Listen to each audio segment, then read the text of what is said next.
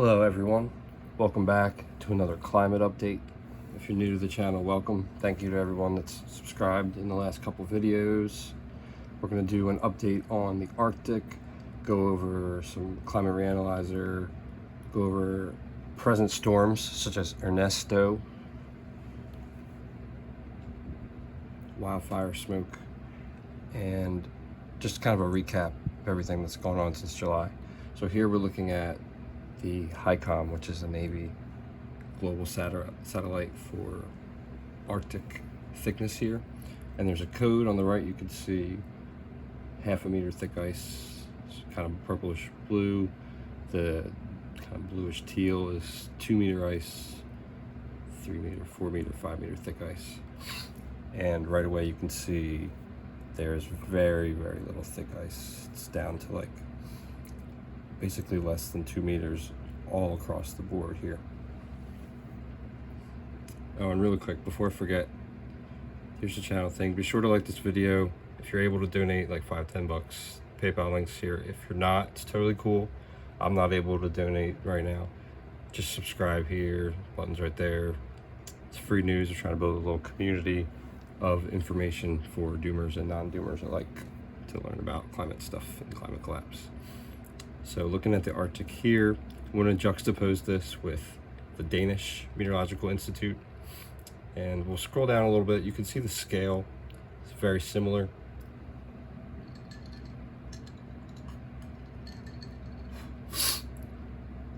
There's a 1/2 meter thick ice here. It's 2.5 to 4.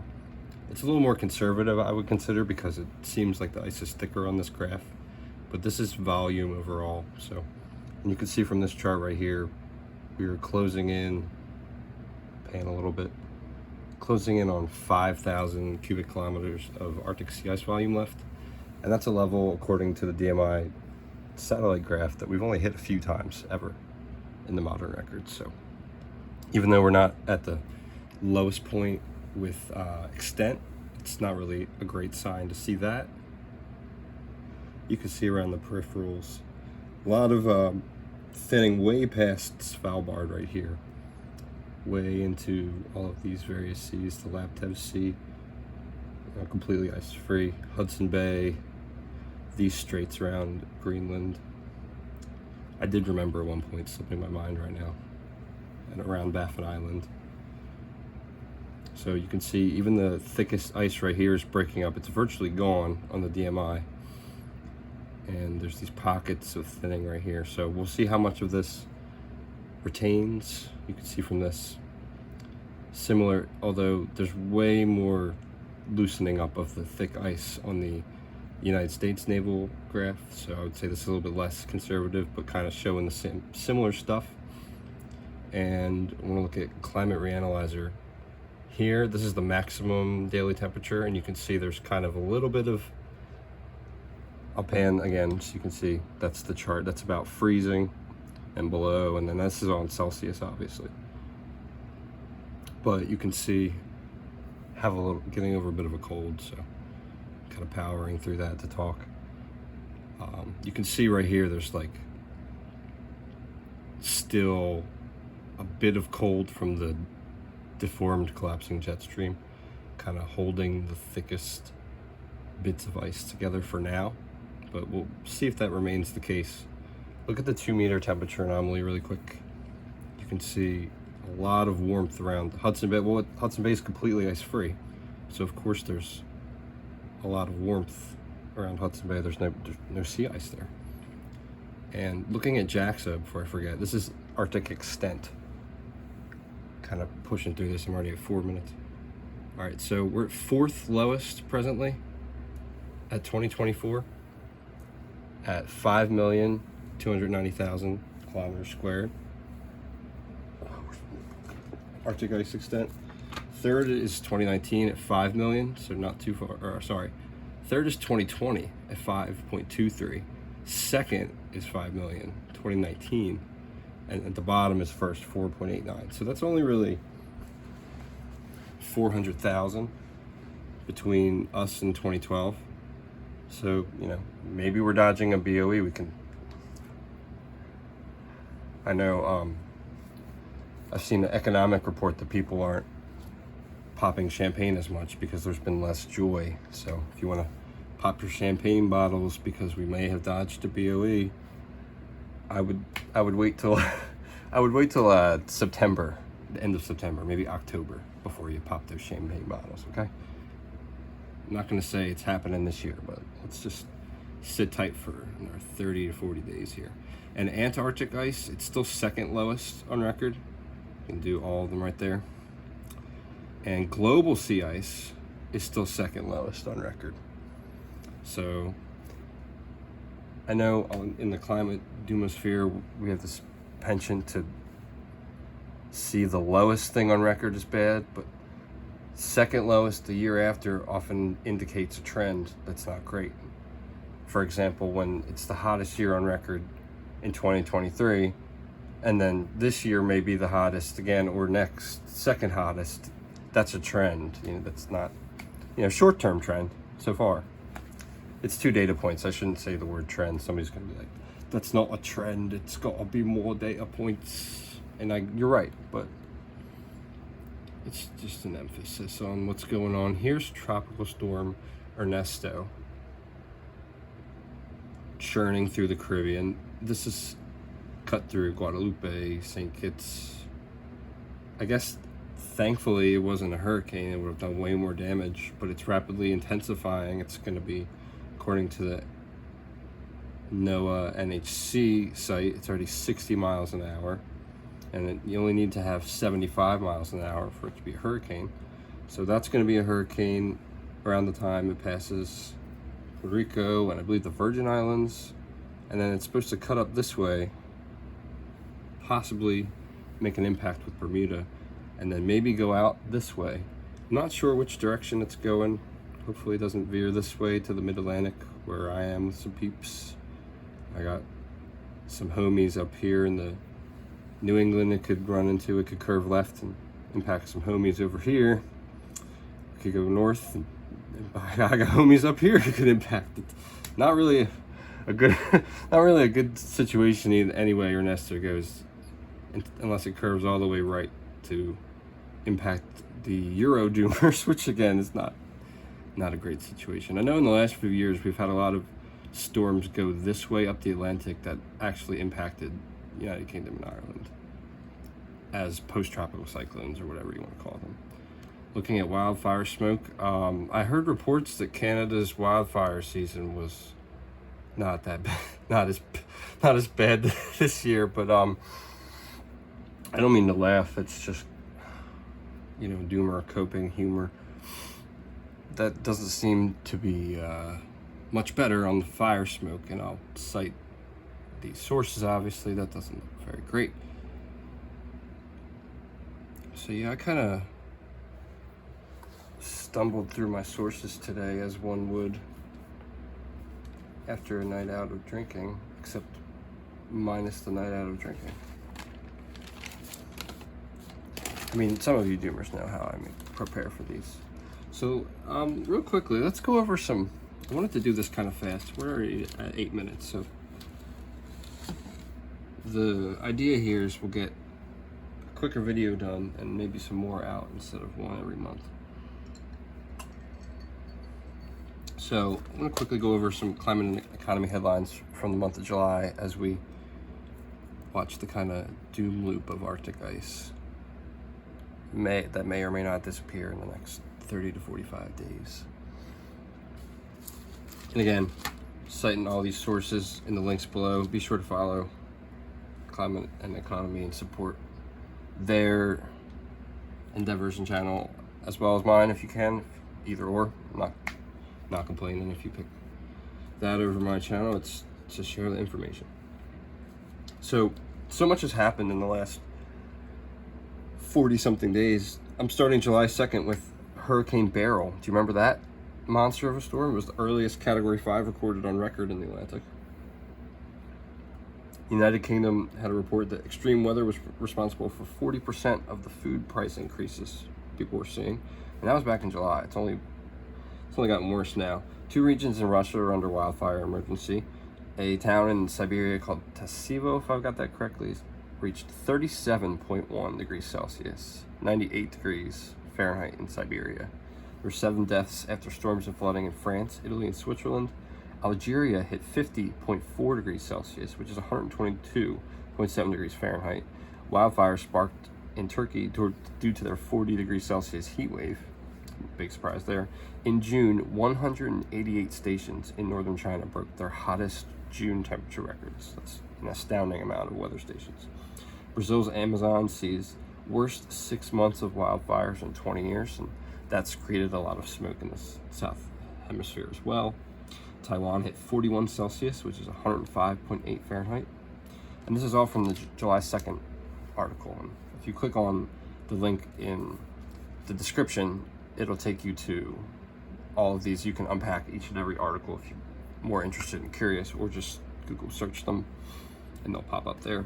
July 4th, another town in Siberia called Urgupino, I believe, 39.4 degrees Celsius. That's 102.9 degrees Fahrenheit in Siberia, July 4th. Heavy wildfires in Greece, and now that we're midway through August, they're really getting bad and approaching Athens. There's a winter heat wave in Brazil. We've had 96 degrees Fahrenheit, that's 36 Celsius, and Paraguay as well. Wildfires in North Carolina, here in America. 15 deaths in Kyrgyzstan flooding.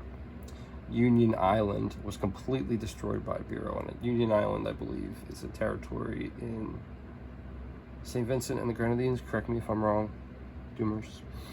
Wildfire season heats up in Alberta.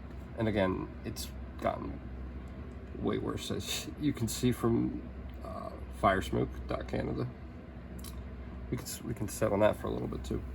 July 6th, Palm Springs, California hit 51 Celsius. It's 124 degrees Fahrenheit. Raleigh, North Carolina hit 106 Fahrenheit. That's their hottest day ever recorded. It was the wettest first half of the year for the Netherlands ever recorded. So a lot of rain there in a country that's mainly below sea level. Uncontrolled Alberta wildfires continue to blaze. Wildfires rage through Russia's far east, Yakutia, burning 350,000 hectares. That's about, I want to say, close 800,000 acres, maybe 700. Iran hit 50 Celsius, which is 122 Fahrenheit, at 1,000 meters above sea level. So up in the mountains, they got 50 C. It's pretty bad. 2.1 million people displaced in Assam, the northeast of India. Floods. 5 deaths in East China, Shandong. Rare tornado. So yeah, there's been a lot more tornadoes in places that usually aren't. Harsh cold in Argentina and Australia. 39.7 Celsius in Kimi, Japan. Category 5 Beryl did not leave a cool wake. So hurricanes usually suck up a lot of heat as fuel, and they leave a cold path, but the oceans are so warm now that they're not even leaving a cool path, as you can see by more generated storms. We have already forgotten about Beryl because we've had Debbie and Ernesto now. It's July 9th, global temps hit record levels for 13th month in a row. Las Vegas, 49 Celsius, 120 degrees Fahrenheit. 50.7 in the Emirates, that's 123. Beryl hit Texas, left millions without power, and caused a record 110 tornado warnings. South and East Africa deal with flood and infrastructure, farming problems. You rarely hear about the lesser developed nations that are also getting rocked by climate change. 14 deaths in Nepal flooding, landslides. 11 deaths in Indonesia, landslides. Japan's going through a really bad heat wave, and this is only the 4th headline.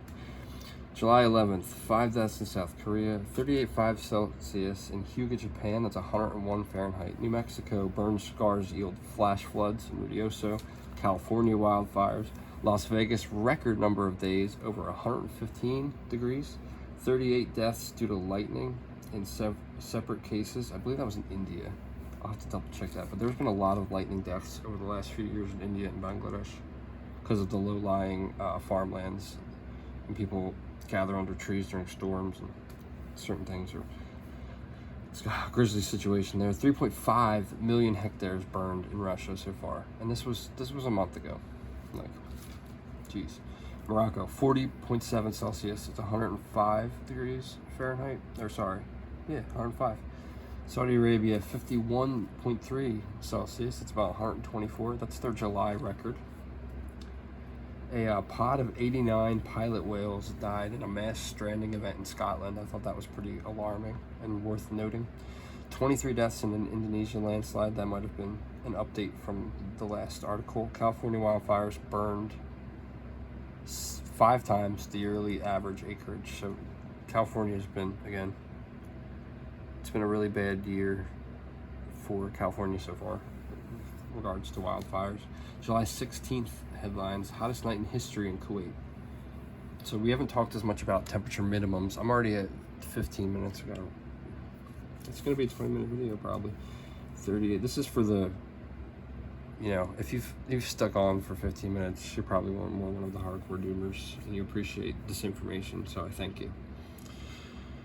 Sincerely, hottest night in history in Kuwait, 38.4 degrees Celsius. That's 101 degrees overnight. So temperature minimums have been a problem more than people have noted, because it's harder to sleep at night. It messes with our metabolism, our sleep schedule. It messes with insects and animals, changes their behaviors. There's a lot of ramifications. It affects certain things with crops, depending on the crop.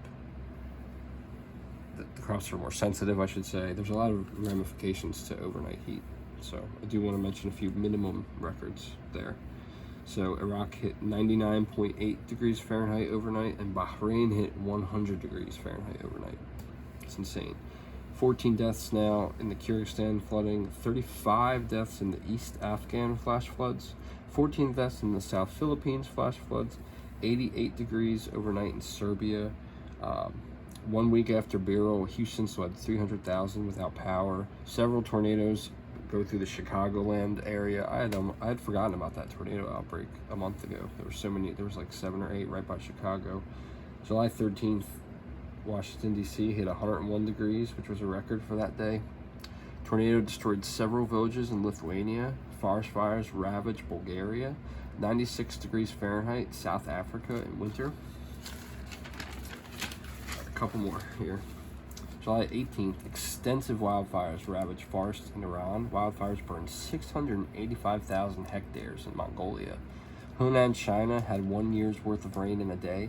Alberta's wildfires are still out of control, as you know, right there. DC had 104 degrees, tied another daily record. BC in Canada, the wildfires there are impacting salmon habitats, and that's an interesting article if you want to read that and unpack a little more. Maybe I'll do one of these on like a singular article sometime in the future. Albania's still got bad wildfires. Djibouti in Africa tied its hottest day with 47 Celsius. It's 116. Dubai had a heat index that was 144 degrees Fahrenheit. That's 62 degrees Celsius. So unsurvivable without air conditioning, essentially. That's kind of where we're getting to. 3 more headlines. July 23rd. On the 21st, global mean surface temperature set a new modern record high. So that's great news. Floods in the Netherlands, France, Slovenia, and Bulgaria. Wildfires in Portugal. Andes glaciers are in rapid decline. Palm Springs, California hit 124 degrees. Wildfires in Italy and North Macedonia. Droughts, storms, and floods across East Africa. 8 deaths in Gujarat, India floods. Huiyang, China had a heat index of 63 Celsius. That's 147 degrees. It's 23 deaths due to heat-related illness after Beryl. That's because nobody had power. And 100 degrees in Bolivia in the wintertime. July 25th, that mean surface temperature climbed. That global average record climbed to 17.15 Celsius, which is 62.87 Fahrenheit. 45.6 Celsius in El Granado, Spain, which is 114. There was a really bad landslide in Ethiopia, and the death toll gradually climbs. Right now, it's in the headlines. It's at 229, and those landslides were caused by very heavy rains. Abnormal rains. 14 flood deaths in southwest China. 1,000 cities in Brazil experiencing severe drought. 110 in Montana. 105 in Canada, and that's in Fahrenheit. July 27th, global sea ice levels are at record low for this time of year. And we talked about that on Jack. So now that was at this point. They've climbed back up to second, obviously. Hopefully it's kind of like that nice background of doom going on with the ice. 37.9 in Mamakan, Siberia. It's 100 degrees Fahrenheit. 86 degrees overnight in Japan. 84 degrees Fahrenheit overnight in South Korea. Dam collapsed after heavy flooding in Russia's Chelyabinsk region. Typhoon Gaimi floods both Taiwan and China. Nearly 500,000 acres burned so far in California. 21 dead in 24 hours in a Moroccan heat wave. 39 Celsius in winter Bolivia. That's 102 degrees in their winter time. So not looking good for South America's summer coming up. 45 degrees, 45.6 Celsius, 114 Fahrenheit was the hottest temperature ever recorded in Huelva, Spain. And those landslides in Ethiopia, the death toll climbed up to 500. So I wanted to make this short. It ended up being one of the longest videos. And I think that's indicative of the fact that there's more and more going on every month climate-wise. And there's just really no way to keep up with it other than, to keep going. So really quickly, some totals. California has burned up to 750,000 acres. Oregon has burned up to 1.4 million acres. And Canada has burned 3 million hectares, which is about 7.4 million acres. The Park Fire, which is the largest fire in California, is 39% contained, and that has burned 429,000 acres by itself. So yeah, thank you, Doomers, for checking in. Be sure to share this to a few places if you can, like and subscribe, all that good jazz. And I appreciate you and your support. I'm going to try to continue to support the few of you that stick around. And we'll see you soon.